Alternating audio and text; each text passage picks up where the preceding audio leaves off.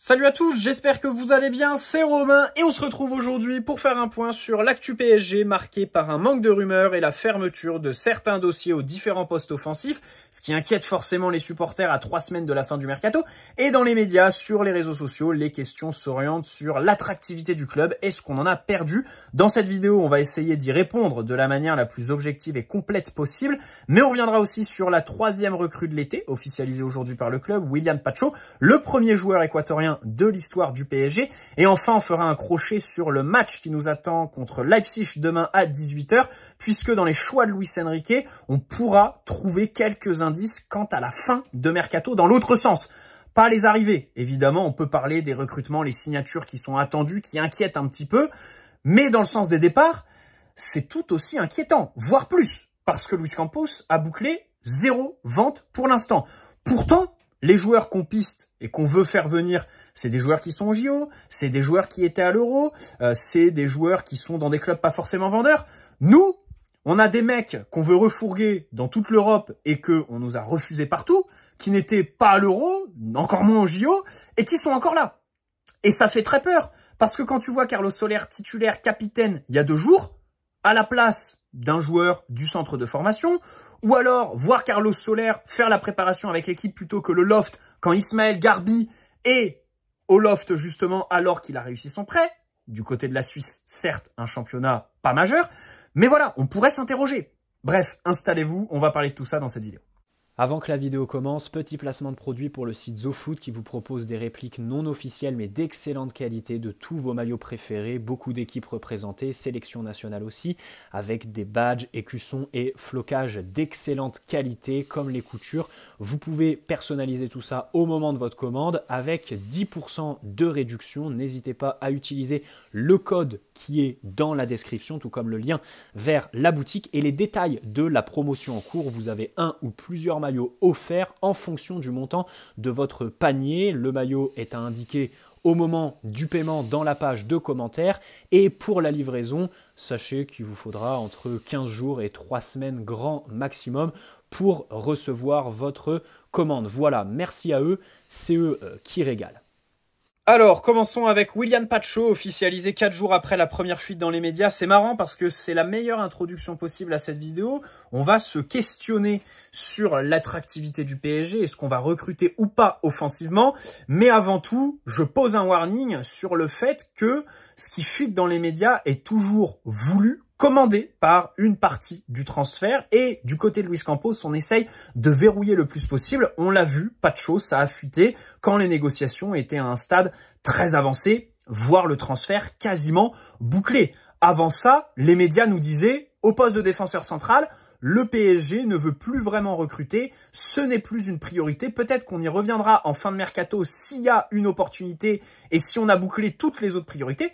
Et au final, 2 jours après, tout ce qui était dit dans les médias a été balayé en une matinée avec donc ce joueur équatorien qui a signé chez nous. Donc bien sûr, tout ce que je vais dire dans cette vidéo peut très bien être balayé dans 48 heures quand un nouveau nom sortira et sera quasiment bouclé. Même si bien sûr, ça m'étonnerait quand même. Bref, revenons sur Willian Pacho, 40 millions plus 5 de bonus.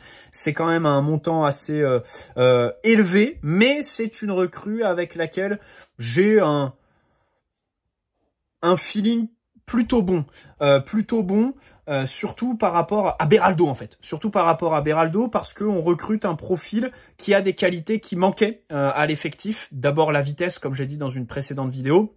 Sa capacité à gérer la profondeur, défendre les grands espaces en gênant, plutôt qu'en allant au duel. C'est là où on pourrait mettre un petit bémol. C'est vrai qu'on avait besoin d'un défenseur qui avait une vraie appétence pour le duel, notamment dans les airs. Lui, d'autant plus dans les airs qu'au sol, n'a pas de réelle appétence. Il est plutôt dans l'anticipation, la lecture du jeu, gêner l'adversaire, l'empêcher de se retourner, gêner son saut sur les ballons aériens pour que le ballon finisse en touche ou dans les pieds d'un partenaire sur le second ballon.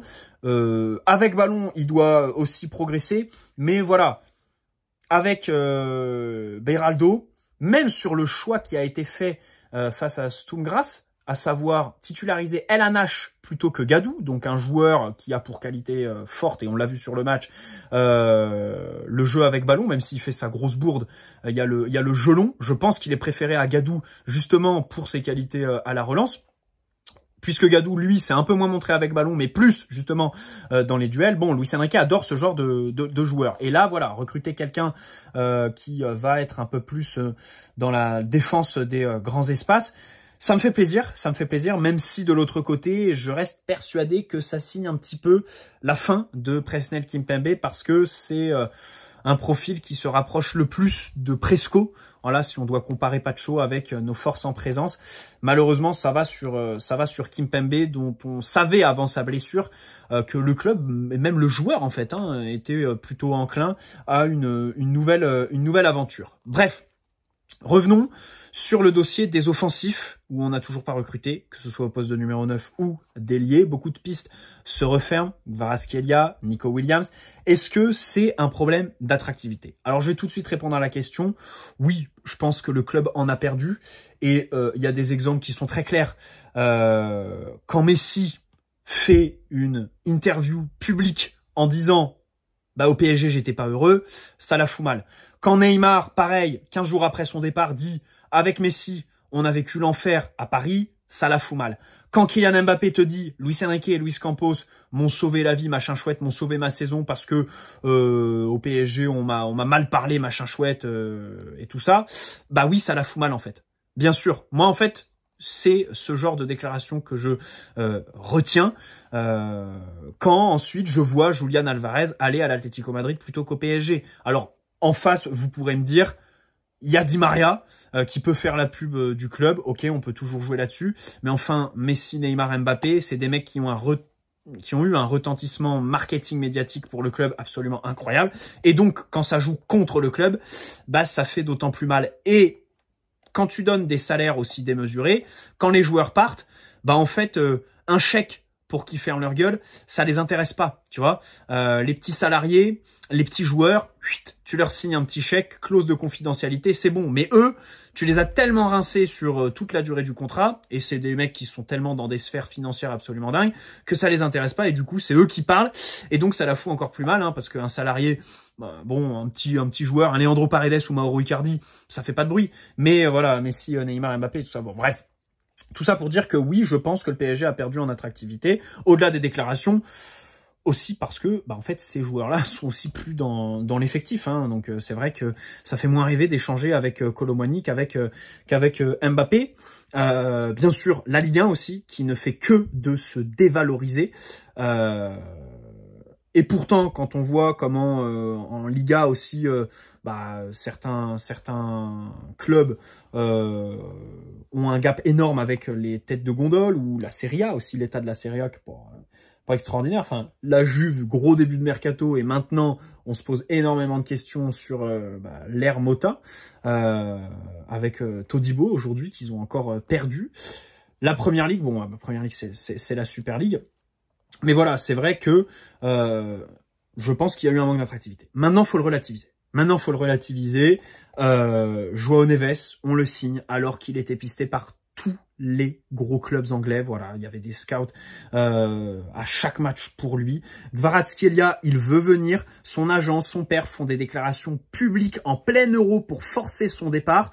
Bon, au final, on se heurte à Aurelio De Laurentiis, mais bon, c'est comme ça, il est dur en affaires. Donc, voilà.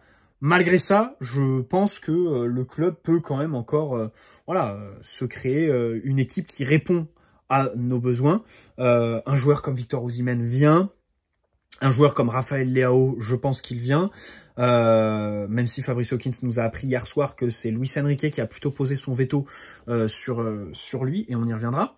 Moi, j'ai des questions. J'ai des questions qui s'articulent autour de cette attractivité. C'est d'abord, est-ce que le club est trop exigeant? Dans plusieurs mesures. D'abord, on a des infos comme quoi le club est exigeant avec les joueurs et les clubs vendeurs, parce qu'on veut plus surpayer.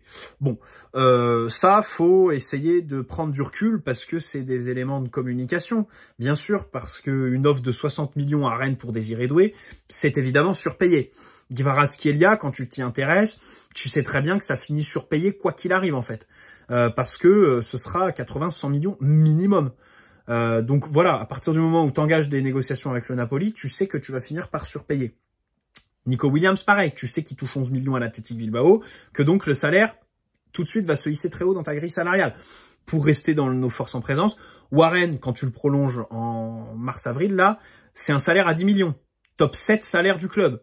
Donc, bien évidemment, c'est surpayé, on va pas se mentir. J'ai rien contre Warren, mais 10 millions à 18 ans, bien sûr que c'est surpayé. Kolo Muani, l'année dernière, en fin de mercato, quand Nasser décide de se réveiller, bien sûr que c'est surpayé. Mais il y a une autre question que j'aimerais soulever qui me paraît intéressante. Parce que ça, on le dit tout le temps, c'est un poncif un peu qui revient tout le temps. C'est Luis Enrique. C'est Luis Enrique parce que, on le sait, il a un gros ego. C'est lui au-dessus des joueurs. Il n'y a pas de star, pas de statut dans son effectif, pas de titulaire. Les joueurs apprennent la compo 2 heures avant le match. Voilà. Et donc, c'est le discours qu'il tient auprès des joueurs qu'on veut recruter. Et Fabrice Hawkins a confirmé ces infos qui sortaient un petit peu sur les réseaux ces derniers jours, hein, notamment du côté de Sportzone sur Twitter. Donc confirmé par Fabrice Hawkins, source fiable. Xavi Simons, en mai, il s'est entretenu avec Luis Enrique qui lui a présenté le projet, donc il lui a dit bah tu seras pas titulaire machin chouette, c'est la concurrence machin. Et le joueur ne s'est pas retrouvé. Le joueur n'a pas voulu venir. Alors, on peut apprécier le projet. Bien sûr, moi je suis en phase avec ce que nous dit Luis Enrique. Mais de l'autre côté, faut pas se plaindre. Quand les mecs avec des gros égos veulent pas venir quand ils entendent ça. Ça paraît... Je pense que ça peut s'entendre, en fait. Je pense que ça peut s'entendre. Alors, pour le cas Xavi Simons, non. Parce que là, on parle d'un mec, voilà, une saison en Eredivisie, en bout de cigare, on va se détendre, c'est sûrement un égo surdimensionné. Et donc, qui veuille pas venir se frotter à la concurrence du PSG, tant pis pour lui, c'est petit. Par contre, tenir ce genre de discours à des Kimmich, par exemple, bon, je pense que enfin, je pense que ça doit être un peu différent, quoi. La réception de la part du joueur, tout simplement. Et puis, on va pas se mentir, un Julian Alvarez, un Kimmich et tout ça, ils sont titulaires, les yeux fermés, même Xavi Simons. Aujourd'hui, dans le PSG de Luis Enrique. Voilà. Donc, c'est vrai que ce projet qui vise à mettre les joueurs sur le même pied d'égalité, et bien peut-être qu'à la fin, quand tu pistes les mecs, tu te retrouves avec des joueurs chapeau 2, parce que les joueurs chapeau 1, à savoir les top mondiaux, bah c'est des joueurs qui ont un ego en fait. Et avec qui ce genre de discours, ça passe pas. Donc je pense que ça, c'est une question qu'on peut poser. Voilà. Pour rester sur Luis Enrique, Fabrice Hawkins nous dit quand il met son veto sur un joueur, il ne vient pas. Raphaël Leao par exemple, comme je l'ai dit, Fabrice Hawkins nous a dit, voilà, Luis Enrique a dit non. On se rappelle, cette saison en conférence de presse, il y avait une question sur lui, et il avait répondu, Raphaël Leao, c'est qui? C'est un chanteur, lui? Donc voilà, par rapport aux déclarations sur Xavi Simons, où il disait, bah bien sûr, j'aimerais l'avoir dans mon équipe, voilà, aujourd'hui, il est à Leipzig, il fait une très bonne saison, donc vraiment des déclarations d'amour. C'est vrai que ça dénotait vraiment, et ça a été confirmé, du coup, puisque Raphaël Leao n'est absolument pas ressorti cet été. Peut-être qu'il s'est aussi opposé à un Marcus Rashford, parce qu'on sait que le PSG a beaucoup discuté avec Manchester, Jadon Sancho, Manuel Ugarte, Bruno Fernandes, et au final, Rashford n'est pas sorti alors que c'est un vieux serpent de mer, un joueur très apprécié par Nasser Al-Khelaifi, et peut-être que Luis Enrique a dit non, voilà. Osimhen, c'est peut-être un peu pareil, voilà. Pour rester sur l'exigence du club, je reviendrai sur le profil visé. Le profil visé. D'abord, on nous dit qu'on veut un joueur un peu vedette, un peu tête de gondole. Peut-être que ça n'existe pas sur le marché des transferts aujourd'hui, en fait. Voilà, des joueurs un peu bankable qui vendent les maillots, c'est compliqué. Même un Kvaratskhelia, ça ne te vend pas de maillot, même si tu lui donnes le numéro 7. Voilà. Les superstars aujourd'hui, elles sont quasiment toutes au Real déjà, et peut-être que ce sont des superstars justement parce qu'elles sont au Real Madrid. Et derrière, c'est vrai que c'est compliqué. Je pense qu'il y a un état des lieux général du mercato où, justement, il y a un manque, une pénurie de ce genre de joueurs. Mais de l'autre côté, en fait, ce discours de joueur vedette, machin chouette, moi, il m'intéresse pas, en fait. Tu me signes un joueur fiable qui fait des stats, je suis très content. Typiquement, il y a un mec qui m'aurait fait super plaisir, surtout que c'est un Anglais, qui joue à Newcastle. On sait très bien que les Anglais peinent à s'exporter. En plus, voilà, il est blond, roux, aux yeux bleus, là, donc c'est vraiment la gueule typique de l'Anglais, tu vois. Ça aurait vraiment été un coup plutôt original. C'est Anthony Gordon, 23 ans, ailier gauche, qui collait parfaitement au profil recherché, très bon dans les 1 contre 1, qui fait des statistiques. Il est en 10-10 cette saison en Première Ligue. 11 buts, 10 passes décisives, en 35 matchs. C'est pas ridicule. à Newcastle. Donc, en plus, ils avaient les problèmes de fair play financier au mois de juin. On a été cité en plus. À ce qui paraît, le joueur a été proposé et le PSG n'a pas avancé dessus. Alors, c'est ce qui était sorti fin juin quand il y avait les problèmes de fair play financier. Parce que du côté de Newcastle, ils ont verrouillé 2 joueurs. Isaac et Guimarães. Gordon, je sais pas s'il était au même niveau que les deux. Parce que vraiment, les deux, ils étaient invendables. Bon, à part la clause pour Guimarães.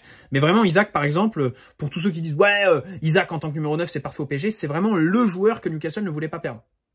Et verrouillé complètement. Peut-être que Gordon était à ce niveau-là. Je suis pas assez Newcastle pour vous le dire, mais j'en suis pas certain. Ensuite, pourquoi on s'est focalisé sur un ailier gauche absolument et pas s'ouvrir à l'aile droite, sachant qu'aujourd'hui Dembélé et Barcola peuvent jouer du côté gauche. Dembélé, deuxième mi-temps face au Barça, match aller, son but, c'est depuis le côté gauche. Je suis persuadé que Dembélé, quand il est côté gauche, est meilleur à la finition par exemple, parce qu'il a plus de chances de finir avec son pied droit, avec lequel il est meilleur. Son penalty face au Portugal avec l'équipe de France à l'Euro, il le tire pied droit. Et il avait dit quand il était au Barça qu'il était meilleur à la finition avec ce fameux pied. Son but face à Monaco en novembre, c'est pied droit. Depuis le côté droit, vous me direz aussi. Barcola, voilà, il joue côté gauche. Barcola peut aussi basculer du côté droit. Donc voilà, c'est vrai que je vois pas pourquoi on s'est vraiment entêté sur un ailier gauche. On aurait pu aussi aller sur ce côté droit, où tu as aussi Hakimi qui déborde et donc qui offre beaucoup plus de solutions au potentiel ailier que tu aurais recruté. Aussi, pourquoi se mettre sur un 9 alors que on l'a vu pas plus tard que contre Sturm Graz avec Gonzalo Ramos, c'est un poste délaissé. Gonzalo Ramos est invisible sur le match face à Sturm Graz, mais c'est peut-être aussi parce que dans le système Luis Enrique, c'est vraiment un poste qui est vraiment délaissé au profit des ailes.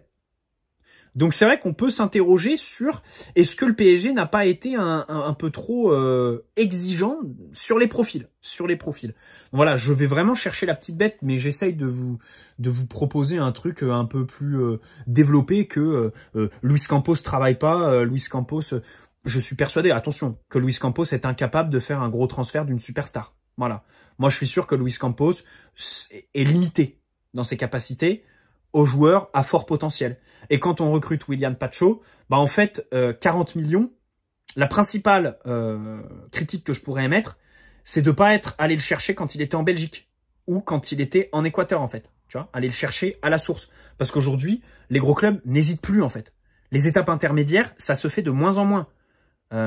Et maintenant, voilà, les Chelsea, Irak, pour les mecs directement en Équateur, directement au Brésil. Le Real, pareil. Quitte à mettre une quarantaine de millions d'euros Vinicius. Par exemple, Vinicius au Real, c'est 45 millions d'euros. J'aimerais juste comparer avec Désiré Doué aujourd'hui.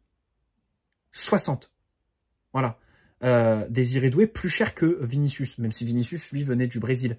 Mais de l'autre côté, on pourrait dire que Doué, il a jamais été vraiment titulaire sur toute une saison à Rennes. Et au JO, il est remplaçant. Donc voilà, c'est pour vous donner un petit peu un ordre d'idée. Mais dans tous les cas, les clubs n'hésitent pas à aller à la source. Donc c'est vrai que ça, c'est la principale critique que je pourrais mettre. Ensuite, bien sûr, Luis Campos, pour moi, ne peut pas faire un transfert à 100 millions. Voilà. Un Bruno Guimarães, c'est pas dans les compétences de Campos. Alors après, il y a Nasser, bien sûr, qui peut aussi reprendre la main sur la fin de Mercato. Ensuite, j'aimerais revenir sur la situation globale du marché des transferts, bien évidemment, parce que ça permet aussi de comprendre un petit peu pourquoi c'est bouché. Déjà, l'Arabie Saoudite. L'Arabie Saoudite, ils ouvrent plus tard. Et là, ils n'ont pas encore beaucoup dépensé. À part Moussa Diaby, qu'ils ont fait venir d'Aston Villa. Là, aujourd'hui, il y a une info Kanguinli, qui voudrait Kanguinli parce que ça leur permettrait d'aller sur le marché asiatique. Bon, je pense que le seul bon argument pour s'opposer à une vente de Kanguinli, s'il y a une offre de plus de 60 millions, pour moi, c'est 60 minimum, c'est le marketing, en fait. Sinon, au-delà de 60, ça part. Bon, voilà. Ça, c'était mon avis sur Lee Kang-in. Il y a la Première Ligue aussi, qui n'a pas beaucoup dépensé jusque-là. Rappelez-vous cette saison, les sanctions contre Everton. Ils ont pris 10 points de pénalité. Nottingham Forest, ils ont pris 4 points de pénalité. Manchester City, par exemple, ils n'ont pas bougé pour l'instant. Ils ont fait partir Alvarez et Guardiola te dit en conférence de presse, bien sûr qu'on réfléchit à le remplacer. Mais bon, peut-être qu'on bougera pas. Toutes les options sont ouvertes. Voilà. Et ça bouge pas parce qu'ils sont aussi sous le coup d'une enquête. Ça parle d'une relégation, les 115 chefs d'accusation qu'on entendait l'autre fois. Bon, alors après, vous me direz, Chelsea, c'est pareil. Il y a une enquête, mais eux, ça les empêche pas de recruter à tout va. Là, ils font Pedro Neto à 60 millions. Pedro Neto, très bon joueur d'ailleurs. C'est dommage qu'il ait une trajectoire un peu bizarre, là, à partir du Portugal à 17 ans pour la Lazio, ensuite Wolverhampton. Quelques blessures aussi, hein. Les blessures, c'est vrai que ça... Bon, pour tout vous avouer, il était un peu dans les brouillons du mercato parfait, mais il se blesse un peu trop. Et on est typiquement sur le joueur où vraiment la trajectoire de carrière est flinguée par l'agent, quoi, Jorge Mendes, quoi, qui fait des deals pour faire des deals.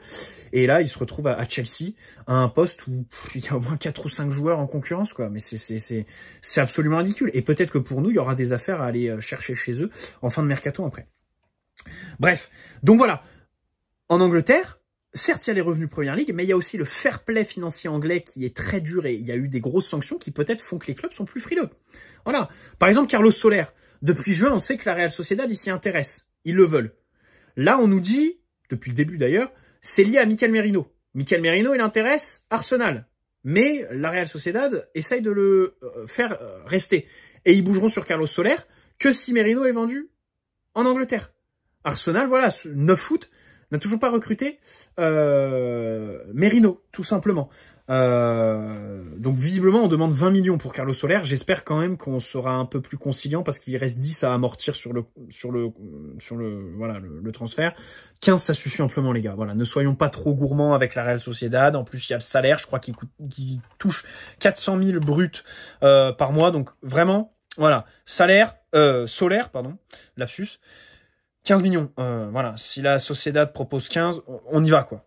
Voilà. Ne faisons pas la fine bouche parce que c'est typiquement le genre de joueur qui va faire que sur les matchs du samedi à 17 h avant la Ligue des Champions, Luis Enrique le mettra plutôt qu'un petit jeune, plutôt qu'un Seny Mayoulou, plutôt qu'un Mbaye, un Ismaël Garbi aussi s'il reste. Donc voilà, un Eman Kari. Voilà, j'espère qu'on va vraiment réussir à le faire partir. Mais faut que la Première Ligue se bouge. Tu vois ce que je veux dire? Parce que bien sûr, c'est un élément moteur du mercato. Ensuite, bah, vous connaissez la théorie du ruissellement, les machins. Les clubs reçoivent les gros billets et ensuite, ils vont chercher les remplaçants. Voilà. Todibo, la Juve, par exemple, club mythique quand même, ils se font doubler par West Ham. Voilà, ça te montre aussi que de l'autre côté, la Première Ligue, quand ils décident de sortir le chéquier, ils blaguent pas. Todibo, il préfère aller au club qui a fini 9e de Première Ligue, qui certes là est en train vraiment de se construire une belle équipe. Vraiment une équipe à suivre, West Ham. Mais le 9e de Première Ligue, qui va pas jouer de Coupe d'Europe. Plutôt que d'aller jouer la Ligue des Champions au projet Mota de la Juve, qui est plutôt séduisant. Même si là, du coup, bon, c'est vrai que Calafiori, ils se le sont fait piquer par Arsenal, Todibo par West Ham. Avant ça, ils ont vendu 2 défenseurs centraux, notamment Dean Howson qu'on pistait. Et donc, du coup, là, ils sont un peu la queue entre les jambes. Rabiot est parti libre alors qu'ils pensaient le prolonger. Bon, même si ça, on sait pas trop si c'est une mauvaise ou plutôt une bonne nouvelle que de voir Rabiot partir de ton club. Surtout en tant que supporter parisien, la question peut se poser. Ils ont toujours pas de 9 remplaçants. Ils veulent faire partir Chiesa, mais même à 20 millions, il y a personne qui en veut. Donc, c'est vrai que le projet Thiago Motta, là, le mercato est plutôt délicat. Prend une tournure un peu délicate qui nous fait un peu relativiser le PSG. Par exemple, pour tous ceux qui nous disaient au début du mercato, ouais, regardez le Bayern, comment ils y vont, ils ont perdu la Bundesliga et tout ça, maintenant ils enchaînent les recrues. Mais oui, mais là, le Bayern, ils en viennent à nous proposer Kingsley Coman en prêt. Parce qu'ils peuvent pas faire Désiré Doué sans faire partir un joueur au préalable. Et c'est très difficile de faire partir les mecs avec les salaires qu'ils ont. De lire ses 15, Coman avec ses 17, bah, voilà, ils l'ont dans le baba. Terminé. Bon, après, le problème, c'est que nous, on a des problèmes sur toutes les lignes. Voilà. Donc, c'est vrai que nous, par rapport aux autres clubs, on n'est certes pas très dépensé, enfin, on n'a pas trop recruté. Mais le problème, c'est qu'on a encore plus de besoins que les autres clubs. Ça, là-dessus, je serais d'accord. Mais bien sûr, tout va s'accélérer. Hein. Les clubs vont être moins exigeants. Comme je l'ai dit, le Bayern avec Kingsley Coman. Typiquement, un prêt de Kingsley Coman. Mais en fait, je refuse pas. Franchement, les gars. Franchement, je refuse pas. À part que, si du coup, on leur prend Coman en prêt, ça leur débloquerait peut-être la venue de Désiré Doué. Mais bon, si Désiré Doué a finalement choisi le Bayern et nous refuse, c'est comme ça. Mais voilà, Kingsley Coman, c'est, je pense, sur le papier meilleur que Dembélé. Après, il y a la question des blessures et tout ça, parce que lui aussi, c'est bien vénère. Hein, c'est vraiment vénère. Mais en prêt, en fait, je pense que j'accepte Coman plus pour le format que le joueur, en fait. Parce que enfin, si on fait des prêts, ce serait vraiment cool. Surtout sur la saison qui nous attend, en fait. Ligue des Champions, avec la nouvelle formule, la Coupe du Monde des clubs à la fin, il faut absolument numériquement. Les mecs en prêt, on s'en fout, on prend. On prend à la fin de la saison, s'il n'y a pas d'obligation d'achat, ça repart, c'est pas grave. À l'époque, Moiskin avait fait l'affaire, rappelez-vous. Et moi, je suis vraiment un fervent protagoniste, promoteur des prêts. Je parlais de Cancelo dans le débrief du match face à Sturm Graz. Là, Coman, bon voilà, je ne refuse pas. Là où j'en veux au club sur le mercato, c'est qu'au mois de février, quand il y avait les rumeurs Mbappé, enfin les rumeurs, non, Mbappé qui a annoncé son départ, on nous avait vendu une superstar, enfin un joueur classe mondiale sur chaque ligne. Et au final, les promesses sont pas tenues. Encore des éléments de communication, des pare-feux médiatiques pour calmer les ardeurs des supporters, voilà, qui nous disaient bah attendons le mercato, et au final, ce qui était annoncé au mois de février n'aura pas lieu. Pardonnez-moi, sans faire exprès, j'ai éteint la vidéo. Donc si aujourd'hui le club nous dit oui, le projet c'est collectif, c'est recruter des joueurs qui sont pas au-dessus de l'institution, machin chouette, joueurs en devenir et tout ça. En février, le discours était différent et n'a pas été tenu. En février, on nous disait on recrutera des top prospects sur chaque ligne. Ça n'est pas tenu. Ça n'est pas tenu. Ou alors, quand on nous dit on veut pas surpayer. Ok, mais mon gars, si tu surpayes pas, c'est justement parce que tu payes le fait que l'année dernière, tu aies fait exactement l'inverse, à savoir surpayer. Typiquement, Osimhen. Osimhen, si on oublie Luis Enrique, et la question de son profil. Est-ce qu'il colle ou pas au PSG? L'été dernier, Osimhen, c'était la piste numéro 1 au mois de mai de Luis Campos. Luis Campos le voulait absolument. Et au final, il pouvait pas le recruter parce que De Laurentiis. On a fait Gonzalo Ramos et Colomoni l'été dernier, on s'est excité plutôt que d'attendre sagement. On s'est excité. Peut-être que si on ne les avait pas fait, on aurait pu faire Osimhen, dès le 15 mai, c'était ficelé cette saison. Et on faisait la saison avec Mbappé en neuf. On a vu par la suite que, numériquement, bon, Gonzalo Ramos et Colomoni, leur absence n'aurait pas été, plus Colomoni que Ramos, mais voilà, n'aurait pas été très préjudiciable à la saison que le club fait. Voilà. Donc, l'année dernière, tu t'es précipité, tu n'as pas voulu attendre, et aujourd'hui, tu le payes. Et tu tiens le discours inverse. Mais, du coup, j'y crois pas. Du coup, j'y crois pas parce que d'ici au 31 août, il y a moyen que peut-être qu'on pète les plombs. Je dis ça parce que Hawkins, justement, nous a dit hier que sur Julian Alvarez, le PSG devait vendre en défense, en attaque, avant de le faire venir. Une venue d'Alvarez était conditionnée à une vente de Colomani et Gonzalo Ramos. Donc c'est vrai que là-dessus, j'en veux au club parce que là, on est en train de payer les erreurs qu'on faisait il y a un an. Quand le club tenait exactement le même discours que maintenant pour faire passer la pilule aux supporters. Voilà. Et puis à l'échelle du mercato, sur les pistes, c'est vrai qu'on peut quand même se demander comment on a pu croire qu'on allait déloger Gvara de Naples, qu'on allait faire partir Nico Williams de l'Athletic Bilbao, club où il touche 11 millions d'euros, club très familial où c'est très compliqué de le faire partir, sachant qu'il était aussi pisté par le FC Barcelone, qui a un pouvoir d'attraction sur les joueurs espagnols qui est assez inégalable. Et comme je l'ai dit, je finirai la vidéo comme je l'ai commencé, sur les médias. Attention, tout ce qui est sorti dans les médias est voulu et commandé. Comme j'ai dit, Willian Pacho, ça sort en phase finale. Alors, João Neves, c'est différent. On a eu toutes les infos parce que le Portugal, c'est particulier. Tout fuite là-bas. C'est vrai que voilà, quand tu veux recruter un joueur au Portugal, tu dois t'y faire. Toutes tes négociations seront connues. Voilà, chaque étape filtrera. Mais par exemple, hier, on a eu une info comme quoi on s'intéressait au latéral droit de Chelsea, Josh Achimpong, 18 ans. 18 ans. Chelsea, ils ont 44 joueurs sous contrat. Leur effectif, c'est l'Inde, tout simplement. Ils doivent vendre. Et ils donnent la priorité aux joueurs de l'académie pour vendre parce que, au vu du fair play financier anglais, ça rapporte plus. Parce que, évidemment, le montant total de la vente est vu comme voilà, des revenus bruts comme ça, direct. Très bien. Donc lui, il a rejoint le club à 8 ans. Donc quand je vois ça, je me dis, c'est sûrement une rumeur que Chelsea fait sortir pour faire parler de son joueur dont ils veulent se séparer et pour attirer les potentiels courtisans. Tout simplement. Aujourd'hui, Chelsea contacte la même source qui avait sorti l'info hier, donc The Independent, c'est un journal qui est plutôt fiable du côté de l'Angleterre, pour dire qu'en fait, non pas du tout, ils veulent pas le faire partir. Donc on se rend compte que si c'est ni le Chelsea ni le PSG, c'est l'agent qui fait filtrer de toutes pièces cette rumeur pour un peu valoriser son joueur, mettre la pression, parce qu'à son poste, il y a Reece James et Malo Gusto à Chelsea, donc peut-être qu'il veut mettre la pression à Chelsea ou faire partir son joueur, et donc le valoriser un petit peu sur le marché des transferts.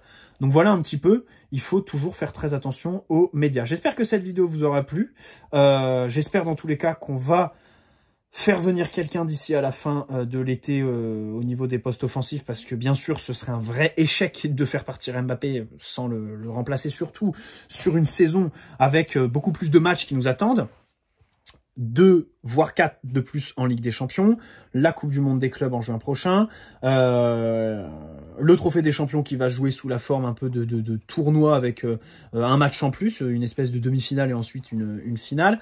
Donc voilà, ce serait un vrai échec. Mais j'ai quand même confiance sur le fait qu'on recrute. Maintenant, qui? Ça, bien sûr, ça va être une autre question qu'on n'hésitera pas à juger dans de futures vidéos. Et surtout aussi, vendre. Vendre vraiment, comme je le disais avec l'exemple de Carlos Soler. On a beaucoup de jeunes. Si le club veut faire la part belle aux jeunes, il va falloir commencer par faire partir les mecs. Typiquement Mukiele. Mukiele, là, il joue pas, peut-être parce qu'on veut pas le blesser en vue d'un potentiel transfert. Si au 1er septembre, il est pas parti, j'espère ne pas le voir devant Yoram Zag, par exemple, qui joue actuellement. Voilà. Bonne soirée à tous. N'hésitez pas à poser un like si cette vidéo vous a plu, vous abonner si ce n'est pas déjà fait. Ciao les amis.